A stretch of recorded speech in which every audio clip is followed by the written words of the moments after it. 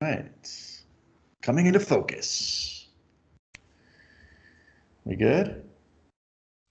Can't tell. For our 12 viewers, this is for you. Recording. All Let's right. go. All right. Welcome to the side action. Is it episode 5? It's episode 6, right? Episode 6, maybe? Episode Anyway, 6, season 3, season 3. We are 75 total. We're counting 75th that way. episode, baby. We're going to get to 100 anytime now. My name is Jim Weglars, aka Wegs. You can follow me at Wegspool on Twitter and Instagram. And this is Steve Roberts, aka Action. You can follow me on Twitter at 31sroberts. Follow the podcast at Side Action Pod on Twitter and on YouTube. So, Action, how was the weekend? I mean, what's going on? I don't have to get a Rat Patrol update, but I'm concerned about you guys in the garden. Good news on the rat front. We got a couple. And Yes. a little more bleach over the weekend. We got some stone we put down, which apparently they don't Nice. like to dig in. Yeah. And last couple of nights have been rodent free. So Woo! things are looking up. We like that. That's what I like to hear. I mean, this guy's working. Every time I'm contacting him, he's like, I was in the yard, working in the yard. He's Captain Domestic now. It's amazing. I love it. How was your weekend?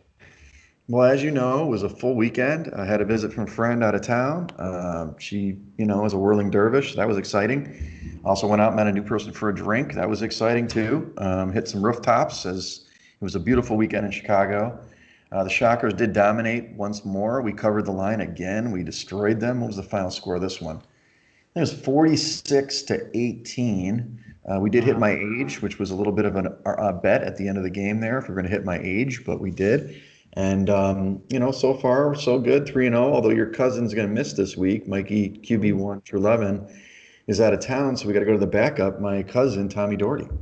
Oh, wow. What's the point spread move between Tommy and Mike?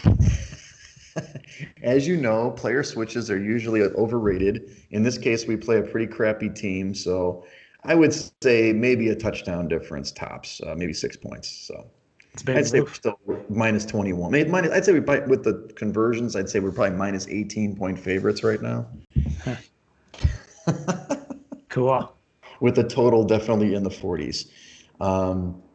Anyway, no, it was a good weekend. I did okay bet-wise. I was bummed. We were communicating. We'll talk about it a little bit. The Chargers really let me down on Monday night. Had that game. I had the point spread, which I won, but I was really looking for that money line payout because it was plus 190 that I got it before game time. And we'll talk about that game, but damn those Chargers. Uh, well, let's go into our updates, which is now basically the COVID update. I read this morning that who was it? The Cardinals? Falcons. Falcons, some bird. The Falcons, but it was a staffer that contracted COVID, so it wasn't any players. I don't know if there's any movement on that, but every week we got to check these COVID updates, don't we, Action? Yeah, I think I'm reading late this afternoon that it seems like the game is still on, provided that they don't get any more positive tests. Hopefully, it was just limited to the one staff member, and we get a Vikings Falcons tilt like we expected.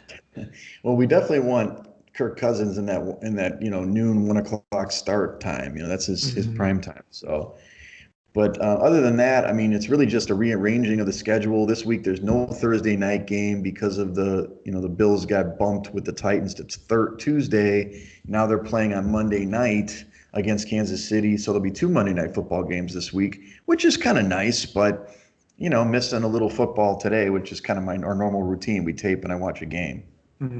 What did you think of Tuesday night football, though? Did that whet your appetite enough to cover for Thursday, or are you really feeling like you miss it tonight?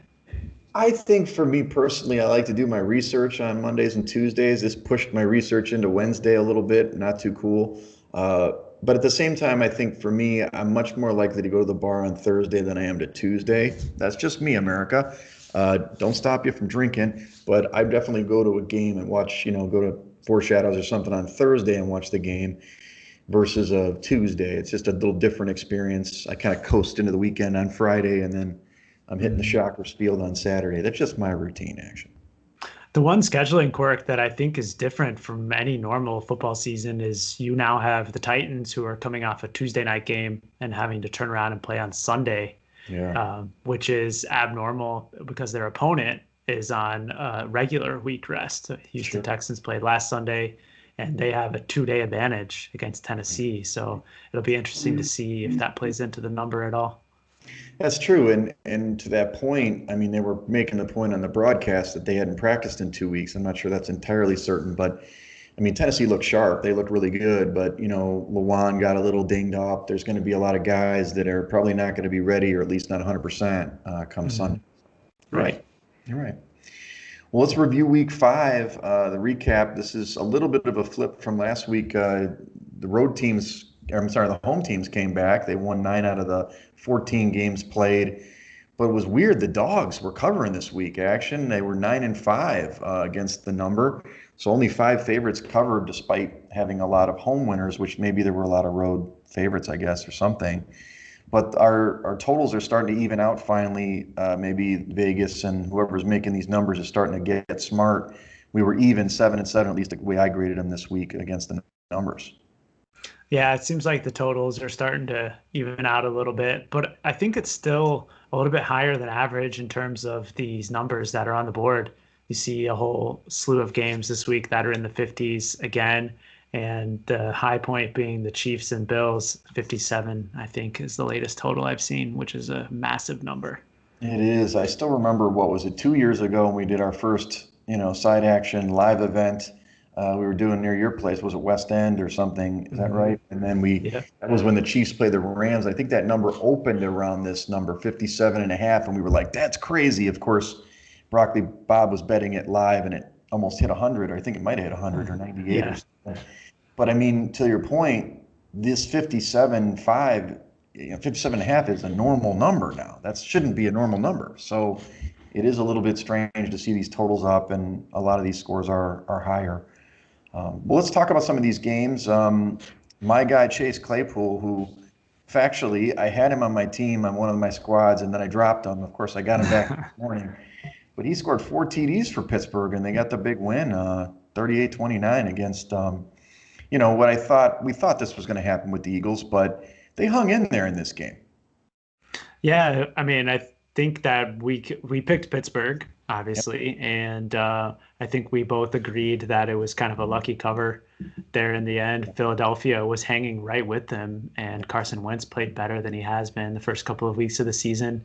And if it weren't for the late Steelers score, we wouldn't have got the W in this one. So Right. Ben Roethlisberger played well, Mhm. 239 yards, 3 touchdowns. But I think the story from this one was just the improved play by the Philadelphia team.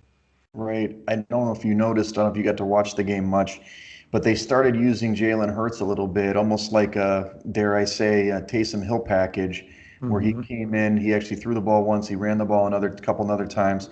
So maybe they're going to try to work him in as a wild card player. I know you like him to start, but to your point, I think Wentz did play much better. We didn't mention on our write-up, but the emergence of this, what's his name, Fulgham or something, the Yeah, Travis Fulgham. he had a huge game. He had a big game on against San Francisco the week before. He seems to be emerging as one of their top targets. Of course, everybody else is hurt, but he's actually making plays for this team. Yeah, he seems like a great wide receiver. He's certainly putting up lots of fantasy numbers if you're a fantasy player. If you're into that kind of thing. The next game we did get on the correct side again is Cleveland went to, and they were hosting Indianapolis in this one. They won pretty easily in this one, 32-23. That score is probably not indicative of how, really the Browns dominated most of this game. Thank mainly to our guy, Old Man Rivers, who likes to give the ball away as he did last year. And he had a pick six in this one, didn't he?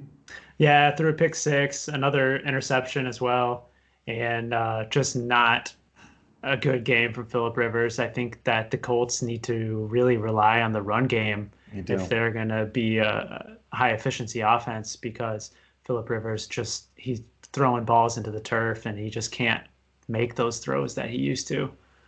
On the other side, Cleveland didn't really blow you away either. Baker Mayfield was somewhat pedestrian, 247 yards and 2 touchdowns of his own, but he also threw 2 picks.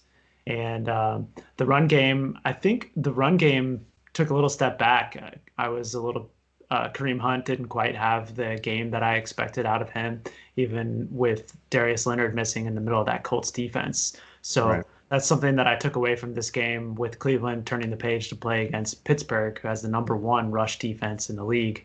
I'm not so sure that they're set up to have success there either. Right, it's kind of a battle of strengths there. The number one rushing offense against the number one rushing defense. We'll see how that plays out. We'll talk about that a little more in the later in the preview. How about this one? This one didn't work to our advantage. We kind of were settling, not necessarily on this game per se, but we kind of felt strongly that the Chiefs would cover against the Raiders at home. The Chiefs were the number one team in the index for me before, but they kind of fell back to earth here. And mainly, the Raiders were, I didn't think it was possible, but Derek Carr was hitting guys deep left and right. He had 3 deep balls, one to Ruggs, one to Aguilar, one to Renfro in this game. Threw for over 300 yards, and they won 40-32. And really, it's the largest spread upset of the year, but really just kind of a shocking play. I mean, definitely would have been a good money line winner if you were in on that. I was not. Yeah, me neither. I was live betting the Chiefs on the Sure. contrary. Me too. So huge upset for the Raiders. And I think that Patrick Mahomes' play has to be questioned a little bit. It's been kind of common accepted that he is the best quarterback of all time, and the Mhm. numbers just don't bear that out early this season. I think he's in the bottom half of the league in terms of expected completion percentage. Hmm. And this Chiefs offense just doesn't quite look like the same that we've seen the past couple of years. Right. So, and then the Raiders, you touched on it, they're starting to throw the ball down the field. And I think you and I traded a text that Henry Ruggs appears to be a difference maker for this team. Yeah, I thought that, and I don't know, I didn't get to rewatch the game, but the safeties were definitely jumping on those short routes for Carr, and they must have saw something on film that was happening because they were just beating him like a drum, and they were wide open. It wasn't just, hey, the guy's beating him. I mean, they were blown coverages, guys wide open. But to your point, I think the other thing about Mahomes is it doesn't seem like they're running the ball that much. And on Andy Reid offense, you have to run the ball. It has to be a balanced attack. So we'll see if there's an adjustment against the Bills this week. This was another one that didn't go our way. Again, don't sign me up for an NFC East team anytime soon again, except when they're playing each other. The Rams went into Washington and really pummeled the Washington football team. We did get an Alex Smith sighting because we talked about Kyle Allen in both the podcasts and we were doing the handicap, thinking that he'd give kaboom to the offense. But the couple things here: the Rams played pretty good defense in this game, and secondly, as soon as they knocked out Kyle Allen, Alex Smith just couldn't get anything done in this game, and the Rams dominated, really from start to finish. We had no chance at this cover, so that was one of our losses for sure. Yeah, definitely a great story to see Alex Smith get back on the field. And that was Mhm. really the only story that came out of that game because he was terrible. Right. As soon as he came in, the first couple of drives, I didn't even pop up on the red zone channel because he was so bad. 37 passing yards. And Yeah. that doomed our pick from the first snap. Right. And when he first came in, like, okay, they're kind of within a score, sort of. We were what, 7.5 in that game or 7? And we're like, Yeah, seven be and a half. okay. No way, not a chance. But we did hit on this other one. Russell Wilson was playing against Seattle, against the Vikings, which in the first half, I'm telling you, Action, I got to stop watching these games. When I don't watch the game, I flip it on. My team's up by 20 points or something. I mean, it was 13-3 at halftime. Minnesota was doing well. Kirk Cousins, as we said, plays well against Seattle somehow, and regardless of the time slot. But slowly but surely, well, actually, not even slowly but surely, the Seahawks came back in a blink of an eye, scoring 21 quick points in the third quarter. But the Vikings, to their credit, I mean, they had this game. They really had another shot at it, but game-winning drive by Russell Wilson made it happen again, and there you have it. They get the win, 27-26, but we get the cover, and that's most important for the contest. Yeah, Kirk Cousins was great in that game. I think that he almost, you could argue, outdueled Russell Wilson for a large portion of that contest. And just a demoralizing loss for the Vikings. I think that one is really going to sting, puts them at 1-4 now. And they are really long shots to make the playoffs. But I think that this offense is really starting to impress. You not only Kirk Cousins playing well, you've got the rookie wide receiver, um, and then also Jefferson. Thanks. Dalvin Cook did get banged up a little bit in this game, but Madison came in and carried the load just fine. So I expect that they'll be able to have great success against Atlanta this week. Yeah, the other thing I did was it seems like DK Metcalf is the number one now for Seattle, right? Oh I mean, yeah. they were throwing to him repeatedly in contested situations, and he was dominating again. So, not that that matters for us necessarily, but when we look at matchups, we could look at that going forward. The last game, I just want to note, I already kind of mentioned it. The Chargers were up big in this game, 20-3 late in the second quarter. Again, I flipped it on. They're up 20-3. I've got the money line ticket. I'm feeling great. And then, this was a slowly but surely. The Saints just kept, pushing, scoring. Basically took the lead at one time. No, tied the game at one time. And then Justin Herbert hit this huge pass. I'm like, yes, let's do this. But of course, the Saints kept scoring, and I don't know if it's just the Chargers defense is getting injured. It looks like Bosa's not 100%. He wasn't in there in a lot of the late snaps in that game. Mm-hmm. And then I know that, Ingram's out. There's some other guys out. They just couldn't stop the Saints after a while. And it wasn't like they were getting beat huge plays, but more intermediate plays because they were testing Breeze and he was coming through. But more importantly, damn it, kickers, man. I can't trust these kickers, dude. What is his name? Badgley or something? What's his nickname? The Money Badger. The Money Badger sucks. He can suck it. He missed the extra point first, and then he's got a 50-yard field goal in a dome, and he hits the friggin' upright to, it obviously went to overtime, and then they lost the game. So, hey, I got my cover bet. We had talked about this one. I was on this one for a while, but I would have loved that money line ticket at plus 190 or plus 290. Yeah, that was a good call by you. The Chargers were definitely the right side in that one, and the Saints had no business winning, really. Kind of pulled that one out of the hat. And I think that, the broadcasters were really defending Drew Brees and the whole arm strength narrative, but reality is that he just can't throw the ball down the field. And he looks to Kamara on like every play. Yeah. It does sound like Michael Thomas will be back this week. So I expect that's going to change the outlook of this offense quite a bit. But yeah, Sanders is playing good, though. I mean, he was getting open. He had 12 receptions in the game. But no, you're right. It's the circle route. Like, when are you going to cover the circle route to Kamara? Mm-hmm. It's every play. But, obviously the Chargers somehow couldn't figure that out. Gus Bradley, let's do this, man. Yeah. But, another disappointing performance by the Saints defense, too. Yes. I expected this unit to be one of the best in the league, and they just haven't lived up to it yet this season. Yeah, Marcus Lattimore was getting big boyed by, Mike, what's his name? Mike, the big guy? Mike Williams. Yeah, Mike Williams had 2 amazing catches on him, contested catches. And really, he made some great plays in that game, but just not quite enough to get it done for the Chargers. They're 0-4 with Justin Herbert as a starter, which is shocking, but they're all within 7 points. I heard a crazy stat that they've lost, I think it's 13. I think I wrote on the tweet incorrectly. I think they've lost 13 games in the last 2 years by 1 score or less under Anthony Lynn. So, I mean, I just think that he can't really coach. I don't know what it is. It's just something. But anyway, more on this later. So let's talk about some positives from the weekend. Your Texans showed up. They actually played really well. And I didn't bet this one, thankfully, but initially I was on the side of the Jags, but thank God I didn't go here because they crushed this team. They played with energy. They won 30-14. It wasn't even a close one for Romeo Crennel's group. Yeah, I think we're lucky to sidestep this one. And another narrative victory for the team that fires their coach. And the players obviously got fired up for this one.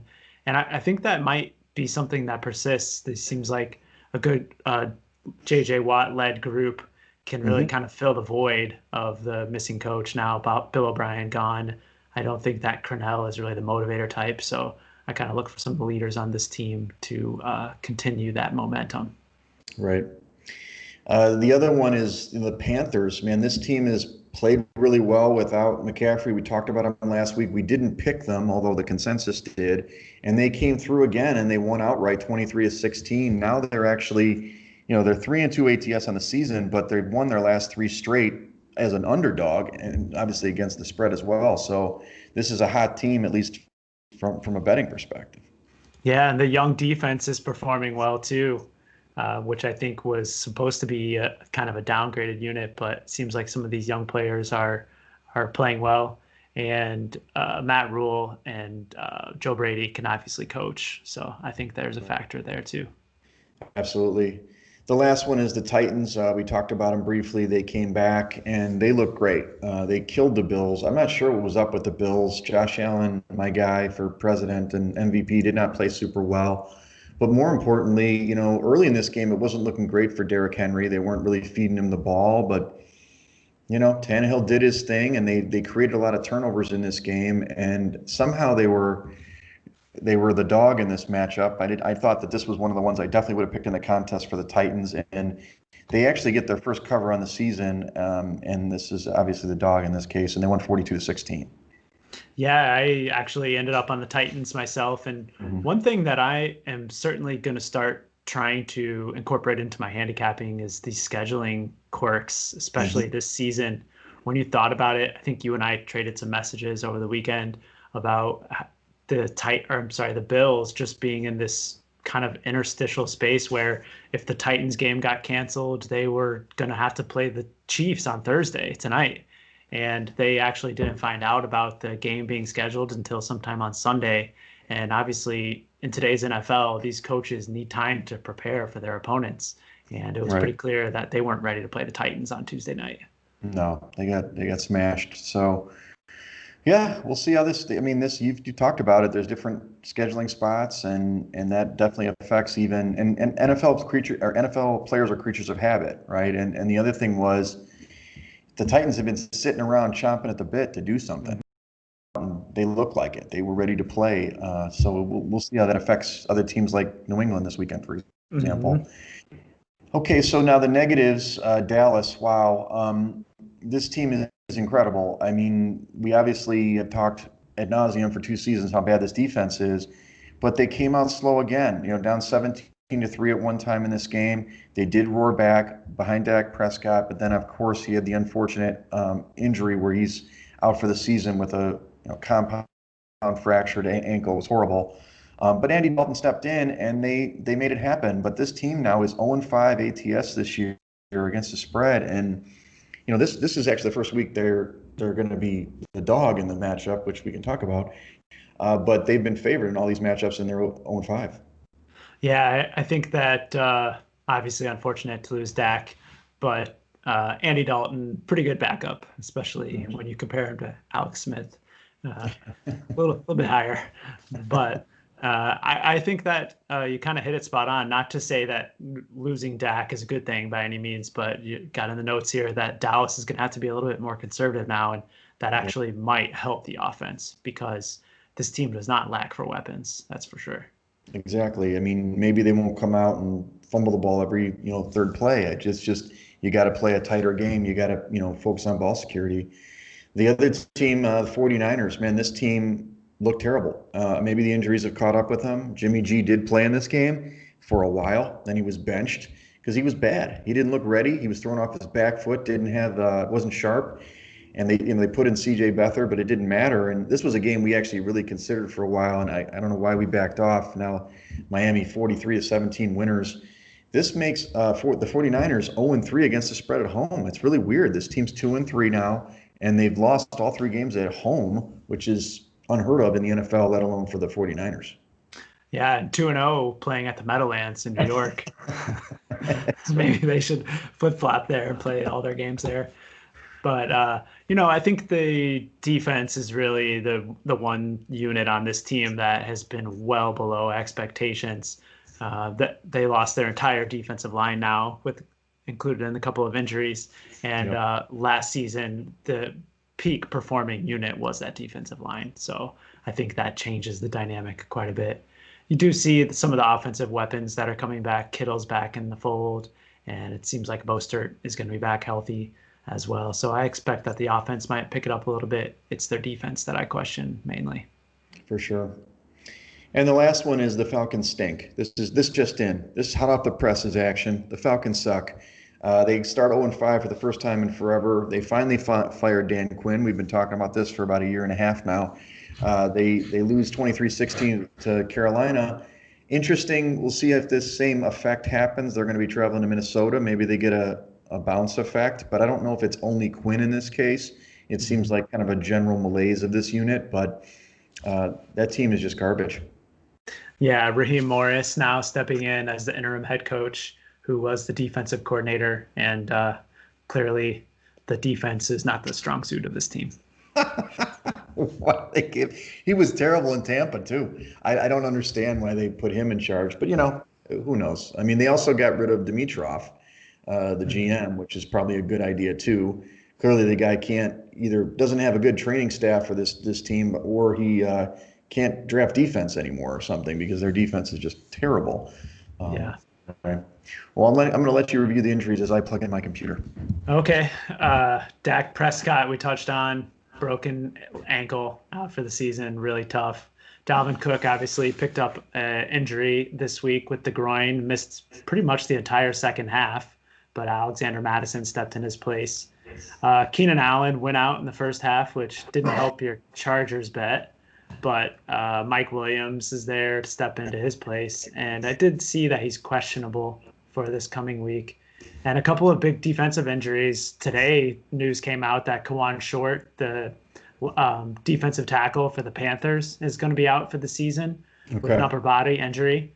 And Bucs defensive tackle Vita Vea also broke his ankle on Thursday night, and he was the stalwart in the middle of that Tampa defense. So certainly take a hit to their rush defense. Yeah, the hits keep coming. I mean, it's been a rough season for injuries. We talked about that, probably a little bit COVID related, and maybe just scheduling and whatever. But it's a bummer. I mean, we obviously want to see these players on the field. Some will return. Cook will get back, and some other guys. But Dak Prescott, I feel bad for the guy too, because he's on a 1-year contract, right? So he doesn't even have a guaranteed contract. But yeah, we'll see how this plays out. On the good news, Cam Newton is going to be active this week. That's good for my fantasy football team and also for the Patriots. They should be able to get back on track. And that was obviously another whole thing that we talked about last week. They postponed that game, and it's been crazy. This is how it's going to be all season. So yeah, I think we're going to have to be flexible in terms of our game choices and try to stay away from those games that might get postponed too. Right. Well, let's go into the Week 6 previews. We don't have a Thursday night game, so we can just kind of preview everybody. It looks like you've got Tennessee here against Houston. No opener at the time, but I guess we'll just talk about the Circa line. They're up to 3.5-point favorites at home. It was more or less 2 before. I mean, obviously, Houston's a bounce back candidate with the new coach or the interim coach. I do like Tennessee quite a bit. My numbers say that this should be a lot bigger number for Tennessee. But are you thinking that the scheduling spot is playing into this line? Yeah, and actually on my odds screen, I do see an opener. Looks like 5.5. Right. And so bet down on the side of the Texans, going down to 3.5 here, pretty much across the board. And I think that's part of it too. You also saw the Texans come out and perform well last week, albeit against the Jacksonville defense, who's probably worse in the league. But I can't really say that the Tennessee defense is playing much better right now. I mean, they're giving up 30 points a game. And I think that Houston's offense is going to be primed to put up some points against them. So I think if I had to side with this one, I would probably go with the Texans. Interesting. Yeah, the thing is I just don't know what to believe. The Texans were my worst team in the index last week. Obviously, that performance against the Jags raised their stock, but I don't know if they're that good. I mean, the Titans, obviously, you're right. They're giving up a ton of yardage and not a lot of points, which is kind of weird, maybe because they're just getting a lot of turnovers from what I can see. They're actually, I think they're number 1 in turnover differential at this point at +8. So that is a big factor, but I don't know. I don't think I can get on board if we're going to go for the contest here on Houston. I definitely think it would be against my normal logic, and I would personally take the Titans in this spot. So even at 3.5, even at 3.5. I think 3. I mean, it's a tough number. There's no question, but I mean, in my system, they should be more like a 7 point favorite. That Wow. their opening number 5 points is probably accurate. When I look at a home team, like in their same category or class, the Colts are very similar in terms of the differential between the Bengals and them in terms of the numbers from it's early for the index, but this is how I look at Mhm. it. They're 7.5 point favorites at home. That's probably what they should be, 5.5, 6, somewhere in that range. So I think it's a depressed number. Again, maybe it's the scheduling spot, like you said. Okay. Let's talk about the next one, Washington and the Giants. Interesting game. I mean, somebody's got to win in this NFC East quagmire. This opened up at 2.5 point favorites for the Giants, 44.5 point total. Now it's about 3 point favorites for the Giants, which I guess makes sense. 43 point total. Man, last week I was okay taking, the Giants. We kind of talked about it and you talked me out of it a little bit. But obviously they did cover in that one. I don't know. Both these teams stink. They're really close in the index. The 3 points is really just the home field advantage, which what does that mean in today's COVID days? It's a stay away from me action, but how do you feel? Yeah, I mean, I think that we should pass on this game, but I will say that I would probably side with Washington in this one. And I've looked at them as a potential teaser leg, getting them up through the 3 and 7 to 9 points in most cases. I, Sure. I mean, when you look at these two offenses, they're 31st and 32nd in the league. And I think the main differentiator between these two is the Washington defense. I Sure. mean, they're still ranked fourth according to DVOA, and the New York Giants are way down in defensive rating. So that would be the main difference I would look at in this one. Right. Yeah, I hear you. I mean, we've been chasing Washington a lot of the season. I just, they gotta show it to me in cashing my ticket. We got them week one, I guess, is where we got them on a positive side, but we're, 1-2 with them Mhm. now. It's hard to say. True. It's hard to trust. Well, let's talk about this Atlanta Minnesota game. It looks like it'll be played. It opened up as Minnesota 3.5 point favorites at home. 57 is the total. Now it's down to 55.5 for the total and up to 4 in the Circa contest. Really, for me, it's priced about right. Actually, technically, in the index, it's not priced right if they're even, but I don't believe in the Falcons at all. 4 points is Mhm. not where I wanted to see this game, though. When it was 3.5 or 3, I was definitely more interested. 4 is a bigger number, but I would side with the dogs at home here. I'm sorry, the favorites at home here, because I don't know about this bounce up with Raheem Morris at the helm. Yeah, I think we should go against the trend as well. I like Minnesota in this spot.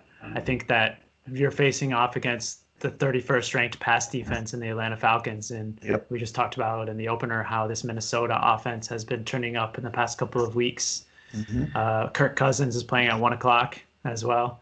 And even without Dalvin Cook, I was really impressed with Alexander Madison on Sunday night, except for that last little yard that he needed to ice the game away.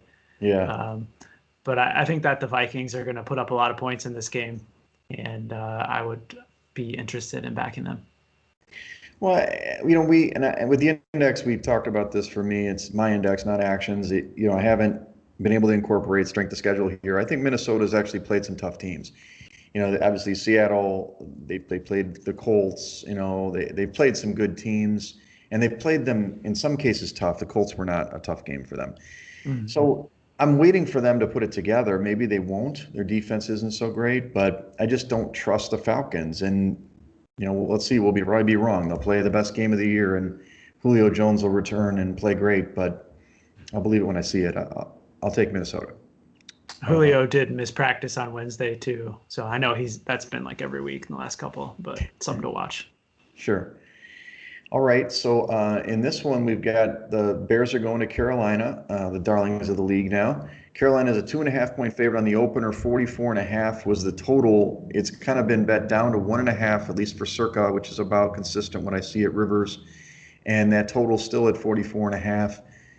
Interesting. Carolina's been a dog and won outright as dogs, and now they're actually favored at home. The Bears, they somehow beat Tampa on Thursday last week inexplicably. Um, I mean, I don't know if I'd want to bet this game, but I'd be on the Panthers here. Action. It's a tough one, but they're definitely better in the index, and they're playing really well. It's hard to back the team that's always the dog, and now they're flipped to be the favorite. Hmm. Any idea why you think this line might be moving towards Chicago here? I mean, I think it opened at 3 in some spots. I unfortunately missed that number, but Right. now it's down to 1.5, even a pick 'em at one book. Do you think K1 Short is part of that handicap? But he was hurt already, wasn't he? It could be part of it, but I can't for the life of me think that any defensive player in the league is worth that kind of value outside Right. of Aaron Donald, maybe. Um, Right. it's a very interesting move to me. It just kind of gives me a little bit of pause. Hmm. I think that if we were going to look to this game, it would have to be with Chicago, but Hmm. I'm happy to pass too. Yeah. Well, let's look at other options. I just don't, like you said, I mean, the 1.5 is actually good for a home favorite. It's a good number, but I don't know. I don't know what's going on. I mean, it's clearly to me that Carolina's playing better, so they should be a bigger Mhm. favorite. So I don't know. Maybe there's something hinky, as they say. Okay, here we go. The Detroit hometown Detroit Lions for action here are back in action. They were on bye, like a regular bye, no COVID related bye, and they're going to Jacksonville. They open as a 1.5 point favorite and a 53.5 point total. Now they're up to a 3.5 point favorite in the Circa contest, 54.5 point total. Are you back in the Lions? I can't do it. I can't do it, buddy. I don't like this team. We've talked about them many times. They come out well and stink late. Jacksonville's not good either, but how are you favoring this team 3.5 points on the road? I mean, Jacksonville's historically bad defense. I think that's the answer. You've Okay. got a team who is dead last by a wide margin in Hmm. pass defense, and their running defense is not much better. And on the other side, I mean, reality is that Detroit has a good roster. They haven't played up to expectation, and I think Matt Patricia has probably some reason for that. But Yeah, I, sure. I kind of expect Detroit to come off of this bye with a game plan that can be successful. I don't love them going on the road here, and certainly the hook added to this number is not ideal. So, I mean, we could cast it aside for now, but I would only look to the Lions personally. Okay. Home cooking over there in Detroit. Yeah, I guess. Again, let's see if we got better options this week. Sure. I don't know. It's just weird. That team. Well, I mean, I don't know, we talked about it. We backed him against New Orleans. We obviously did back him against Arizona. That was good. But Mhm. yeah, I don't know. I don't like that team as a favorite, I guess, is what I'm getting at in general. Okay, Much so like Washington, they burned us a couple times too. yeah, So, they're dead to me. Okay, let's look at this is an intriguing game. I don't know if you're going to have a good side on this one, but Pittsburgh obviously is hosting Cleveland. This is a old school rivalry, even though Cleveland was kind of a new Cleveland over the last 15, 20 years. Pittsburgh's a 4 point favorite at home on the opener, 5.5 or 50.5 in the total. It's dropped down to 3.5 in Circa, and then the total's 51. This is pretty consistent with what I see at Rivers right now, that 3.5 point number, which makes it a horrible number, right? But I mhm. do think the Steelers are a better squad. I just don't know if 3.5 is a good number. So I'd be on the side of the Steelers generally. I just don't love the number. Would love it, of course, at 3 or less. What do you think? Yeah, I can only back Pittsburgh here. I mean, you have seen a little bit of money come in on Cleveland Hmm. this week. It seems like it's the sharp side, at least early on. Yep. Certainly time change, but we hit on it earlier, and I think the main handicap in this one, like all Browns games, is how you can go up against their rush defense. And the Pittsburgh Steelers are the number one rushing defense in the league. So I think that right there gives you some value on the Steelers side. And on the other side, Big Ben has been fantastic the first couple of weeks. He's got a new wide receiver toy in Claypool, and I think that Deontay Johnson is expected to be healthy this week as Mhm. well. So they've got their third option in the game. And I would like to back Pittsburgh. I know that the hook is not pretty when Mhm. you're backing the home favorite here, but I still think that Pittsburgh is capable of putting up some points and covering this number. Right. Yeah, let's definitely pencil them in as a maybe. I think they're going to be in the talk.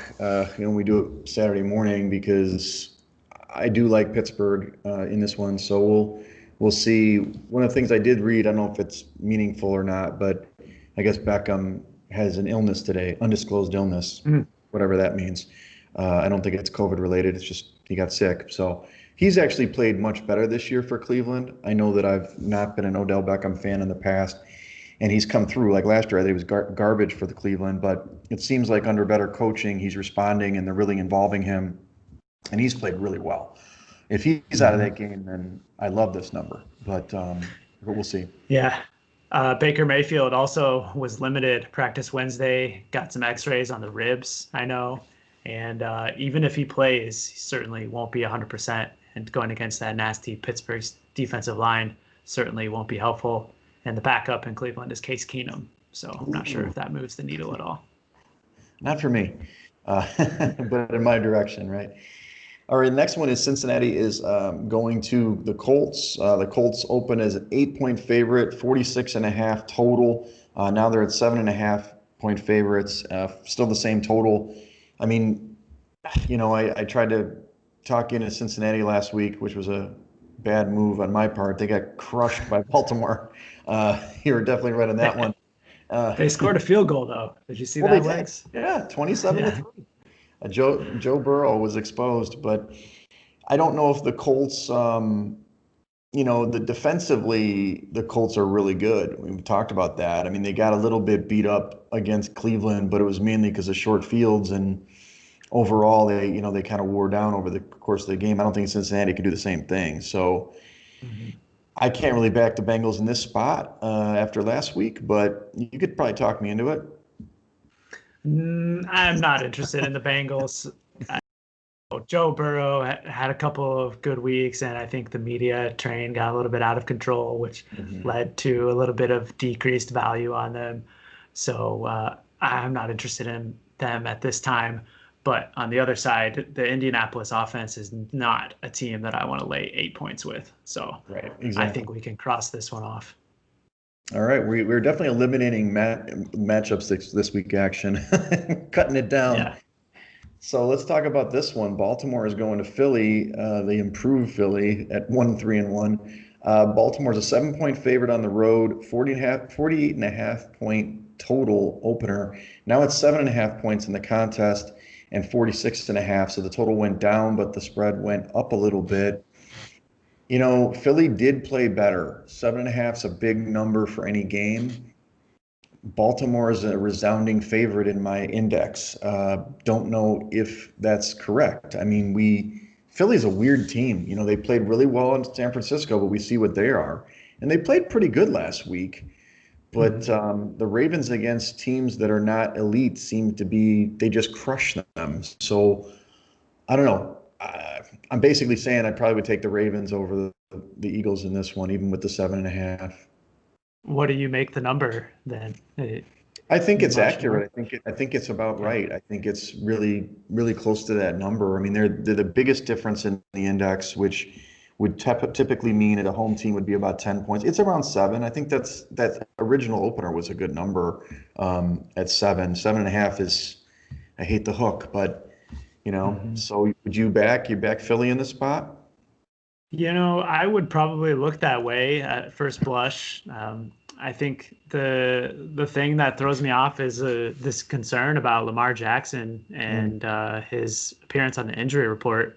I think the gotcha. other really telling sign that you saw in the back box score last week against granted Cincinnati was that he only had 2 rushes, which is Mm, totally abnormal to what their offense normally does, and he threw the ball 37 times. mm. So that makes me pause a little bit and thinking about putting my hard-earned money behind the Ravens.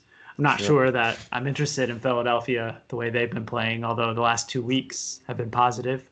Hmm. Um, the hook is a whole other factor here too. Yeah. I think 7.5 makes the Philly side look a little bit more enticing, but it's likely that the operators did that on purpose. Oh yeah, they know what they're doing. Let me ask you this: what's Baltimore's, like defensive line pass rush kind of situation against Philly? Because it was interesting. They actually held up against the Steeler defense for the most part, Mhm. which was shocking to me. I really thought the Steelers would pummel that offensive line, but they must have made some changes, like strategically against the Steelers, then they look good. But again, in the end, it kind of comes down to can they make plays, and they don't have the playmakers on the outside besides that Fulgham guy. So I'm calling him Fogel, but Yeah, I mean, the Baltimore defensive line obviously is near the top of the league, yeah. third ranked against the rush, or I'm sorry, the pass, and second against the rush. Hmm. So something to look out for. And I think that there has been some injuries on the Philadelphia offensive line. So certainly not helpful in that regard. Yeah, it's tough to pick these games, Action. It's tough to pick these Hmm. games. All right, let's go to the next one. This one's interesting. Green Bay is going to Tampa. Tampa opened as a 2.5 point favorite at home, 51.5 as the total. Green Bay is coming in, got some money. Now it's a pick 'em in the contest, and it's a 54.5 point total. Total seems actually a little high for me, even though I know these offenses can hum. Tampa's coming off that stinker, which is probably why Green Bay's getting the money. Uh, it's a tough one. I like Green Bay in the game. I know that I'm actually anti Green Bay in general, but I think they probably should be favored in this game, and I don't know why they're not. So unless I misread that, were they favorites? No, Tampa Well, was. really wild moves in this one. There was a couple Yeah. spots that opened on Sunday as Tampa -3, Oh, actually, okay. Okay. and that disappeared in a matter of minutes. And I Yeah. think quickly, right off the bat, you saw the number move to Green Bay -2.5, Yep. where there's been a little bit of buyback later this week, and now you're seeing as Green Bay 1 point favorites and 0 here in the contest. Pick them. Mhm. So some interesting moves to say the least. I agree with you though. I mean, when you add in the fact that Green Bay is coming off of a bye Mhm. and you got a feisty Aaron Rodgers who is clearly out to prove something this season, Yep. going up against Tom Brady, which is something that he doesn't get to do very often. I think that the Packers are going to be looking to run roughshod over Tampa this week. And when you add in the Vita Vea injury, I think that gives them Correct. even more of a commanding advantage running the football. So I like Green Bay. I think we can slam dunk that one. Yeah, let's slam dunk it. I think the other thing I was looking at is, Green Bay's very looking great in the index, and not just because of their record, they're playing really well. But the Packers, I mean, defensively are, last year I thought that defense was pretty bad. Mhm. I've got them, 12th in yards against, but I mean, they're only giving up, really not many points at all. 25 points at this point, but they had, a shootout situation, one of those. So, they're just really outscoring their opponents quite a bit. So I like them a lot in this game. I think that sure the angle of Brady against Rodgers of passing the torch or something maybe, but I'd like to see them keep up with Green Bay. And I think you're right. I think Green Bay is just going to run the ball a lot Mhm. at this front. All right, we agreed on one. Yay. All right, let's go to well, should we go to Denver first? Since I guess that was kind of out of order there. The Denver game's a Monday. It's still a Sunday game, right? Yeah, I think they just got shifted in the rotation because of I all the got you. moves, but I either got you. way. Well, okay, so the Patriots are going to host Denver. It looks like Cam Newton's going to play. This game opened up. I had it as like 9.5, and now it's 10.5, or sorry, 10 in the contest. I have the total at 45, at least from what I saw at Rivers. And to me, 10 points isn't enough. I'm not saying that 10 points is a lot in the NFL. We know that.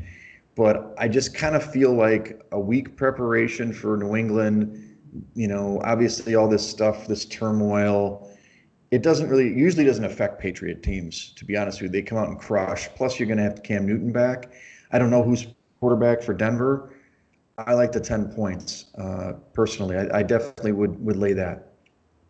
Yeah, I was reading that it's expected Drew Lock is going to be back this week under Okay. center for the Broncos. So that'll answer that question.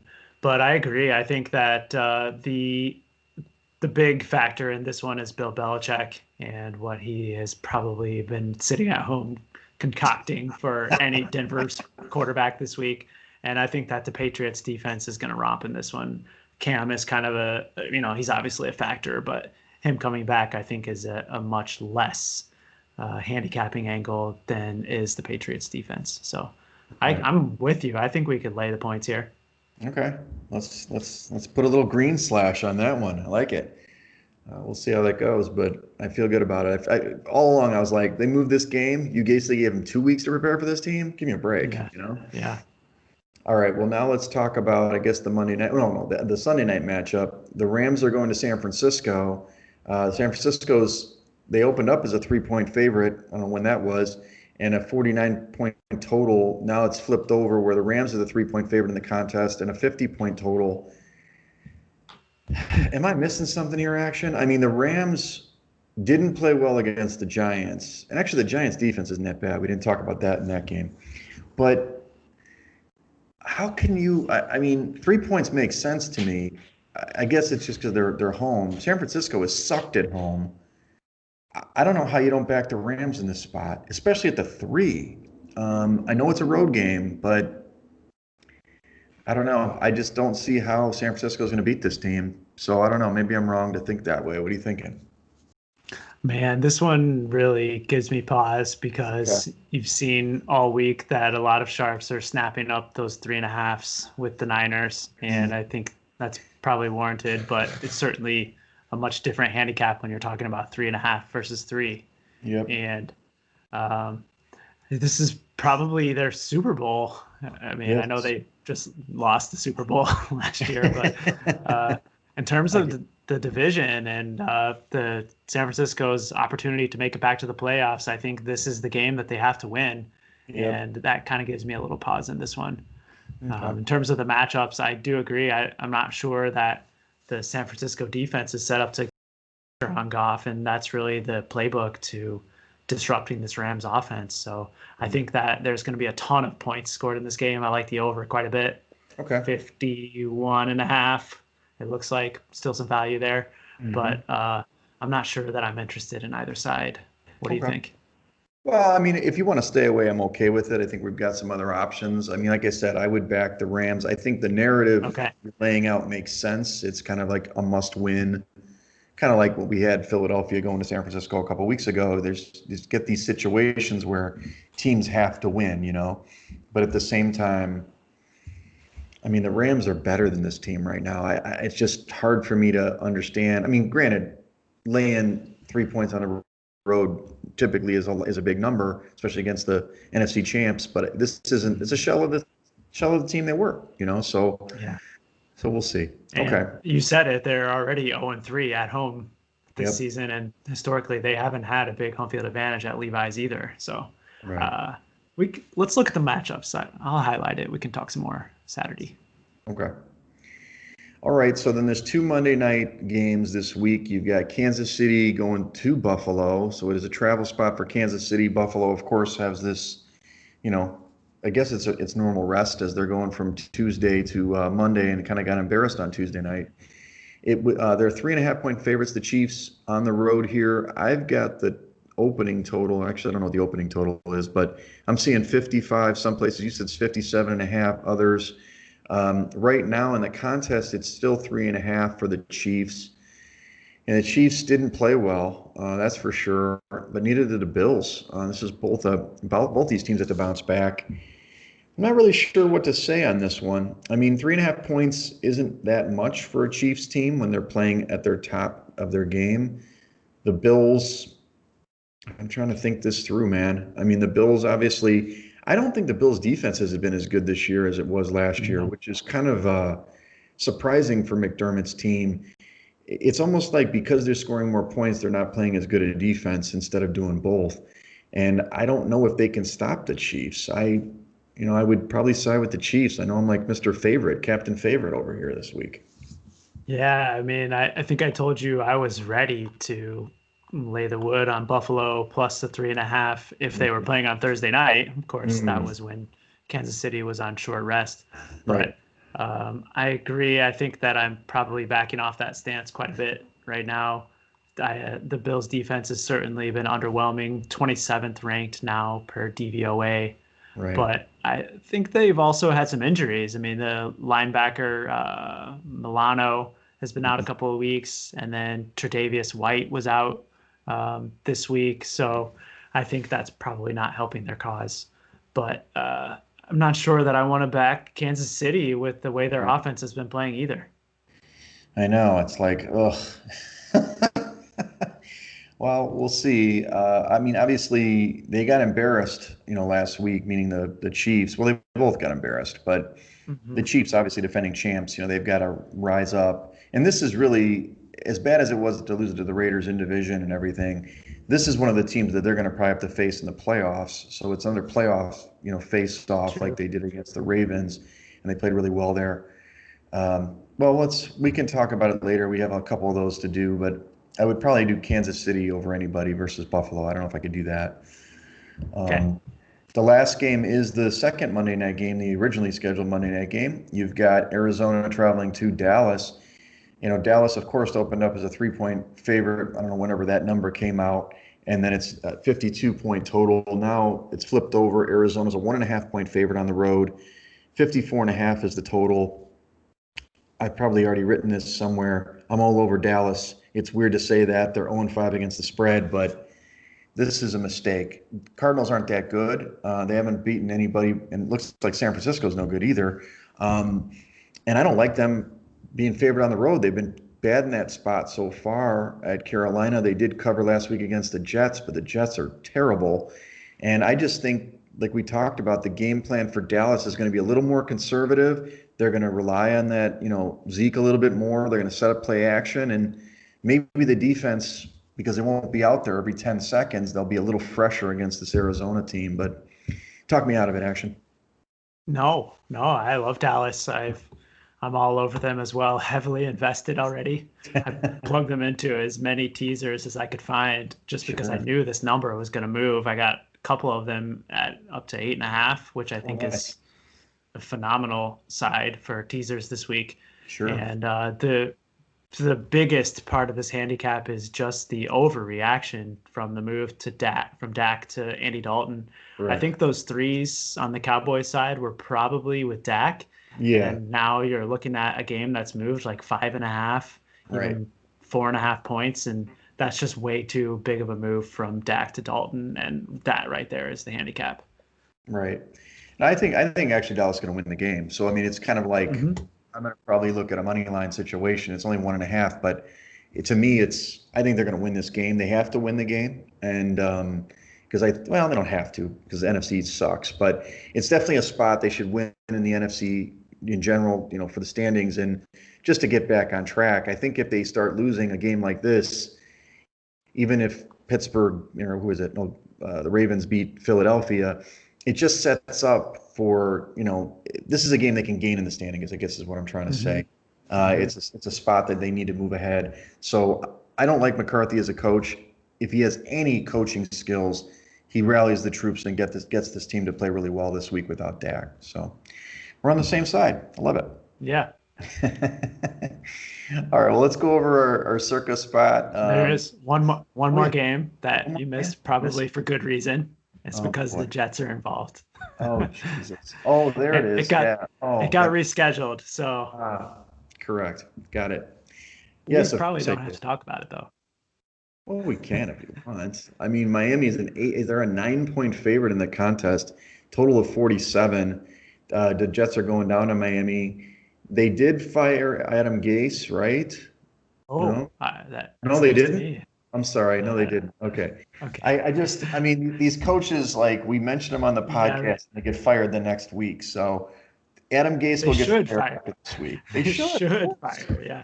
Well, Quinn went down. He should have gone down, right? Obviously, Bill O'Brien went down. He's the next guy to fall. So if he isn't fired, he will be after this game. I don't think it's a big number from Miami, of course, Oh but yeah. Miami's way better than this team, and obviously Le'Veon Bell, got released or whatever. Who cares? I mean, he wasn't a factor for them anyway. But and last week they didn't. Oh wait, this got rescheduled, right? No wait. This is rescheduled. Yeah, it was one of Yeah, the COVID moves. yeah, That's yeah. why it's down here in the rotation. I got I think Flacco is playing quarterback again this yeah, week. I don't know what the deal is with Darnold. Don't really care, frankly. yeah. But I don't think that we can back Miami. I will say that the Jets are probably the value side in that one, but we definitely So not are backing them. yeah, that's a that's a seasoned better that doesn't want to chew their Yeah. fingernails off watching that game. So okay, sorry I missed that, America and Jets and Dolphins fans all over the world. Uh, all right, let's review the Circa. We're going into week 6 here. We were 3-2 last week, which just seems good, but unfortunately, the consensus went 5-0. What are you going to do? We come in, we're at 549th, slowly dipping in the charts, and then it's 15-10 on the season, which is okay. But in quarter 2, we're already starting a little bit behind it, 1,003rd place in Q2. But we can pick it up. We'll see what we can do. We're both on the Cowboys action. Looks like it's a little bit bigger number there than we had up there in the contest. Hmm. It looks like we'll back off from the Rams game. You said you do like the Vikings with me or no? Yeah. Yeah. Indeed. We're both on the Packers at a pick, which is awesome. We're both at the Patriots, basically laying the 10 against the Broncos. And then I guess we had one other one I thought we were on. Shoot. That's Um, maybe it was Pittsburgh. Pittsburgh. Yeah. We're not 100% all in on Pittsburgh, but that's one we True. were considering. So, And I also highlighted the LA Rams as well. yeah, yeah. So we'll probably decide. Looks like we have 4 pretty solid picks for us, and then 2 we have to decide between the Rams and the Steelers, both favorites. So we are taking the favorite side this week. 3 or maybe 4 out of 5, but I do think it's going to come. There's so many dogs won last week. You got to figure Hmm. it's going to come back, and I like these spots we're looking at. So I don't Yeah, I know. mean, and another winning week. I don't think we can Hmm. complain about 60% through Right, the first quarter of the season, 20 or 25 games. right. So, um, we keep up this pace. I think we'll be right in it. I expect that some of these leaders will come back to the pack a little bit. So, got to keep our Yeah, eye on the ball. that's right. Hey, keep winning, keep winning. That's a profit, right? 60% would be a Oh yeah, profit in the casino. So a tidy profit. anyway, um, well, great. Well, make sure everybody, subscribe to the podcast, subscribe to the YouTube channel. Dipping ratings, by the way, action. Um, must be the face, the ring light. Um, but yeah, we want comments. We want to hear from you. Let us know. Give us some questions. Our first season, we had some people send us questions every week. I know that sometimes I had some comments from people. They're like, "I don't understand what you're saying," and I'm like, "Go back to the early season. We try to explain all the different gambling topics. But if that's something we should do again, I'm open to it. I mean, Action's great at explaining the concepts, and I understand what the hell he's talking about now. So." We know we're a little advanced, but we want to hear from you. That's what we're trying to do here. Yeah, yeah, we love the listener interaction, no doubt about it, and the viewer interaction. Yeah, viewer, exactly. Well, anyway, follow me at Wegspool on Twitter and Instagram, and follow us at Side Action Pod on Twitter. Follow me on Twitter at 31S Roberts. All right, guys. Thanks everybody for listening and watching. Good luck this week. All right.